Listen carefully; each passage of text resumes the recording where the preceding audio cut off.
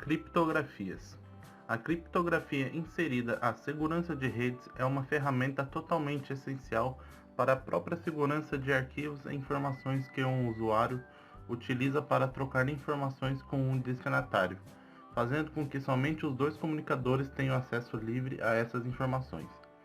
O termo criptografia, que tem de origem nas palavras gregas kryptos, que significa oculto, e graphen, com significado de escrever, a criptografia é um conjunto de regras que visam codificar a informação e permitindo acesso apenas para o transmissor e o receptor. Sendo assim, várias técnicas foram criadas conforme o tempo, aperfeiçoando-as e surgindo cada vez mais novas criptografias mais seguras.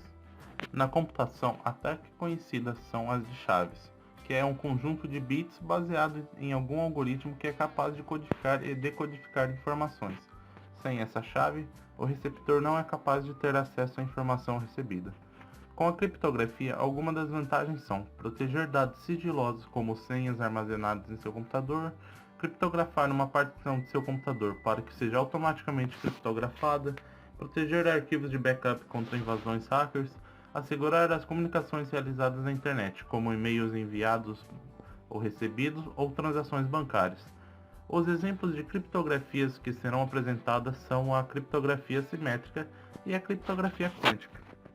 O método ou algoritmo que a criptografia simétrica utiliza para cifrar e decifrar é chamado de cifra.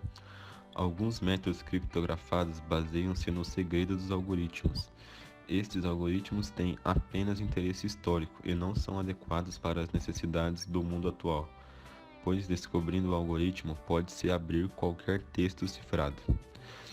Todos os algoritmos modernos usam uma chave para controlar o ato de cifrar e decifrar. Isto é, uma mensagem só pode ser decifrada se a chave for a mesma que é utilizada para cifrar.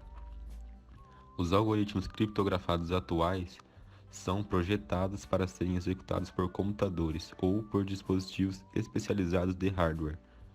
Na maioria das aplicações, a criptografia é realizada através de software de computador. Como a imagem retrata, se o receptor e os transmissores tiverem a chave e não a compartilham com mais ninguém, só eles podem ler a mensagem, garantindo assim a privacidade e autenticidade. Hoje em dia, o tamanho das chaves é de 128 bits e o algoritmo utilizado é o AES. Criptografia quântica. A criptografia quântica é uma evolução da criptografia tradicional, utilizando princípios da física quântica para garantir a segurança da informação. É importante notar que não há uma relação entre computação quântica e criptografia quântica. As aplicações relacionadas ao envio de bits quânticos são as mais estudadas atualmente, sendo a principal delas a distribuição de chaves, na qual se utilizam técnicas de comunicação e princípios de física quântica para trocar uma chave entre duas entidades sem o risco de uma terceira entidade conseguir alguma informação sobre a mesma.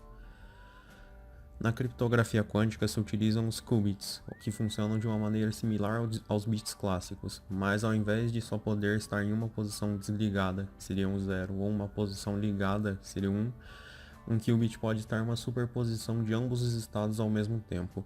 É impossível copiar uma informação quântica sem perturbar o sistema. Caso o intruso tente medir um estado quântico, será alterado seu valor e o invasor será detectado. Protocolo BB84.